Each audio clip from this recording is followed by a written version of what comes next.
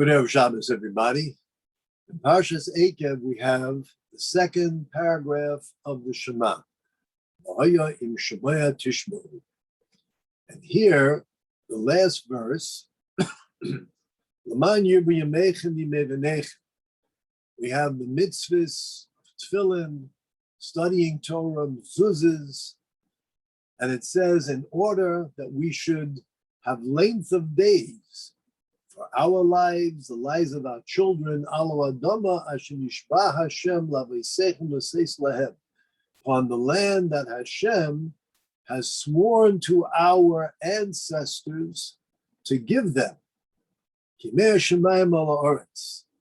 And we will be able to be there for as long as the heavens are on the earth. The Gemara Masechta Brachos questions that it was told to the great sages that in Babylonia, in Bavel, there are those who have been blessed with great longevity. And they inquired, how is this possible when the Torah clearly states in this verse, that you will have great longevity, where? In the land of Israel that Hashem has promised to your ancestors. And this clearly suggests that outside of the land of Israel and the diaspora, even if we have Torah observant Jews, nevertheless, the great longevity, this great blessing is only available in the land of Israel. So how then is it possible that in Babylonia, there should be those who are blessed with this incredible longevity? And the Talmud responds, because in Babylonia, it says that they were makdimin umachshichin levekinishta, that every morning and every evening, they would go to the synagogue. They would go to daven Shachris, they would go to daven Mincha Ma'ariv. Therefore, because of this, the Gemara states, now we understand why they merit great longevity. This is the statement in the Talmud. Commentaries ask and say, well, it's beautiful that they go to synagogue every day and they observe all the mitzvahs, but it doesn't answer the question. The question was based upon a scriptural verse which says that Yirbu Yameichem, length of days, longevity, is something which is reserved exclusively for those who reside in the land of Israel. In the land of Israel, this land that Hashem has sworn and promised to your ancestors to give them, here is where we can merit length of days, not in the diaspora. So what is the Gemara answering? Oh, but they go to services every single day. Either they're going to daven or they're going to learn in the morning, learn in the evening, but they're not in the land of Israel. The Vilna Gaon and the Kli Yakar both answer in the same vein.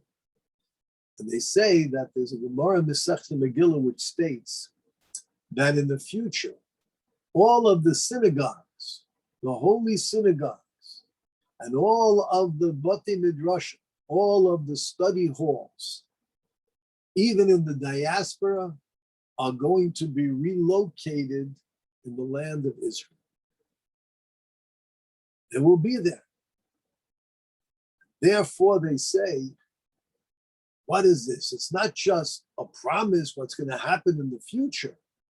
That's very nice. How is it relevant to us today?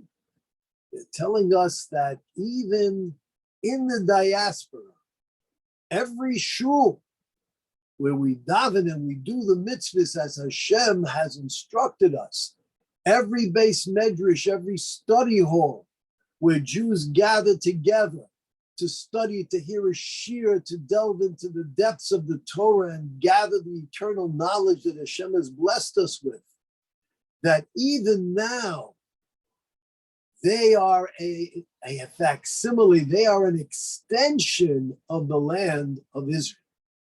The way to understand this is we know that there's such a thing as an embassy. One could be in a foreign country, But yet, when they come to the embassy of their homeland, it is considered within those borders that they are in their homeland. A person could be in France, and when they go to the American embassy, it's considered as though they're on American soil, under the jurisdiction and all the laws of America. It's an embassy. This is what a shul is. This is what a synagogue is. This is what a beis medrash is. It might be located in the diaspora, but it is the embassy of the land of Israel. When we walk into our shul, it's as though we're walking on the holy ground that Hashem has promised to our ancestors. But Hashem promised our ancestors it's going to be located in this specific geographical location. It will be transported there. Somehow, I don't know if it's going to be uprooted and fly, how it's going to be done. Our synagogues and our beis medrash are all going to be transplanted into the land of Israel. And even now, they are considered as if we are standing on the earth of Israel. And that's the meaning of the Talmud's response. How is it that in the diaspora in Babylonia, they should have length of days? Notice the Gemara doesn't say, oh, they're righteous. Oh, they give great charity. Oh, they do remarkable kindness. Oh, they stay up and learn Torah all night. The Gemara doesn't answer that. The Gemara says because they go to the synagogues and they go to the beis medrash, the study halls. They do it in the morning. They do it in the evening. They go to these specific locations because these are not just mitzvahs that we're performing. We are actually entering within the boundaries and the borders of Eretz Yisrael. That's what a shul is. A synagogue, it's not just 10 Jews davening together. If it has been consecrated as a synagogue with all the laws, we are standing in an embassy. We're an extension. We have an umbilical cord attaching us to the land of Israel. When will these synagogues be transported? Kli Yakar says that the Gemara states that this is the land that Hashem has sworn to give our ancestors, Loseis Lohem, to give them. It doesn't say this is the land that Hashem swore to our ancestors to give to us, but to give to them. To give to them? When did they receive it? When did they have it? It didn't belong to them. Yes, Abraham was there, Yitzchak was there, Yaakov was there. But when they were there, the land was under the control of the Canaanites and the Amorites and others.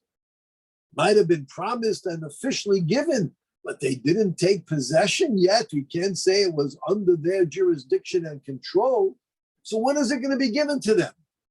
So to this, the Talmud responds and says, as Rashi tells us, Tchias HaMesim, the resurrection of the dead. When the dead will be brought back to life, Hashem will say to our patriarchs and matriarchs, I am giving you full control over this land of Israel that I promised you. How is that relevant? That's a beautiful thought. How is it relevant to the rest of the verse? That you, the Jewish people, entering the land of Israel, now in this period, in this world, before the resurrection of the dead, you can have great longevity on this land that I promised your ancestors that I'll give them at the resurrection. How does that flow with the entire verse? So the Kli Yakar explains and says, since the verse is telling us that the land of Israel is an extension to its embassies, the synagogues throughout the world, because those synagogues will be brought back. They will be relocated in their true home, the land of Israel. And when will that be? Is it going to happen in the Messianic era? Is it going to happen before? Kli Yakar says that's what the verse is telling us. You know when it's going to happen? At the resurrection of the dead. The resurrection of the dead. Maybe we'll need more synagogues in the land of Israel. And they're all going to be transported from every country in Europe and from everywhere in North America and from all over the world. they're going to go to Israel. Our synagogue, Bibi Jacob, is going to be in the land of Israel. And if you want to know how to identify it, it'll be the one whose air conditioning is probably not working. But all the synagogues are going to be in the land of Israel at the time of the resurrection of the dead. And therefore, even now, today, it's an embassy. But the Torah is showing us a synagogue, a shul, is not just a place where we have ample room for us to congregate together and fulfill a reading of the Torah and davening. It's much more than that. We're entering into a spiritual portal that connects us to the land of Israel. And we all sense it. When we come into shul, we start the services. It's different. We're there amongst people we know and people we speak with and share food with during the week. But yet when we're in shul together, it's different. There's a unique sanctity. There's a unique environment and atmosphere. Coming into the shul is like being in Yerushalayim. If we think about it, it's awe-inspiring. During this past year of COVID, so many have not been comfortable, and justifiably so, coming back to the synagogue. Last Rosh Hashanah and Yom Kippur, we tried very hard with social distancing and how many people our capacity, 120 people, we had a second minyan in the social hall. And nevertheless, I would say most of our congregation was still uncomfortable, as I understand. Things were getting better and we were progressing. But now we find ourselves confronted with this Delta variant, which once again is causing great skepticism amongst many. And although we were exhaling, now all of a sudden it's hard to catch our breath. Not being able to be in the synagogue, the shul that we love is difficult enough. But when we find that the umbilical cord is being somewhat loosened, it's not just a question of, well, okay, I'll daven at home, I'll do this at home or whatever. And yeah, we can and we should, no question. No question, the shul was closed for 8 weeks and we all davened at home, we stayed at home. But it's not just missing the congregational experience. We're missing the opportunity to enter the portals of this spirituality, of entering the borders of the land of Israel, of entering the embassy that God has designated for us. This is something in which our souls yearn for. So we have a responsibility at Bibi Jacob to try to make everyone as comfortable as possible. No, we'll never be able to solve the problem to satisfy everyone. We realize that.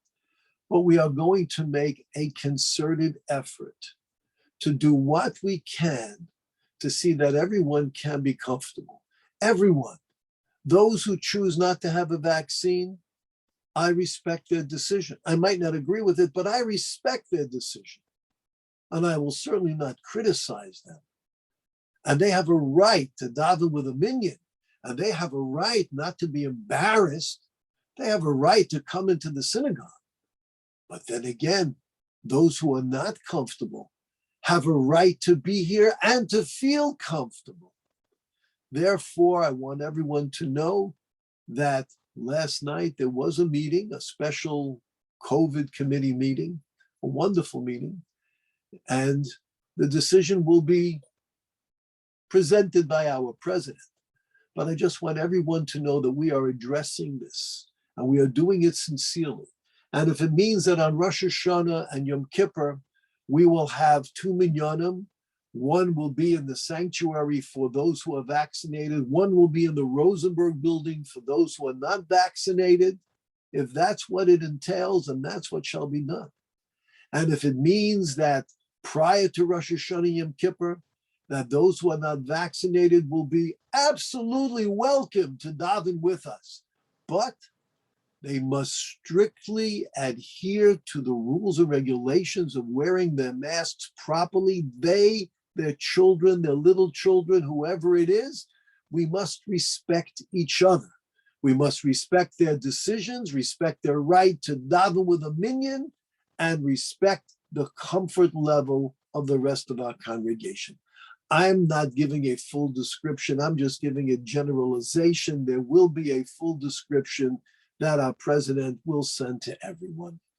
But we're trying our very best, because I know how important it is for each and every one of you and myself, not just to be able to do the mitzvahs and to pray, but to enter our beloved shul, to enter the embassy of the land of Israel, and to sense that sanctity of Israel, to stand on the row and the seat that we've been standing and comfortable, and we close our eyes and picture our father and our grandfather next to us, our mother, our grandmother next to us, our bubbies, our zaydis, and maybe even get a sense as if we're standing in the presence of the Western Wall in Jerusalem. That's how important it is. And that's what we're striving to achieve, that everyone, and I mean everyone, can have a level of comfort, a complete satisfactory level of comfort. I don't know that we can achieve that, but work with me, help me, so we can have a wonderful, peaceful shalom in which we can daven together, and we can have our voices lifted in prayer, that Hashem should hear us and bring an end to this illness and disease, and enable us to witness the revelation of Mashiach and resurrection of the dead within our lifetime. Stay safe, stay healthy, and stay Jewish. Have a good Shabbos.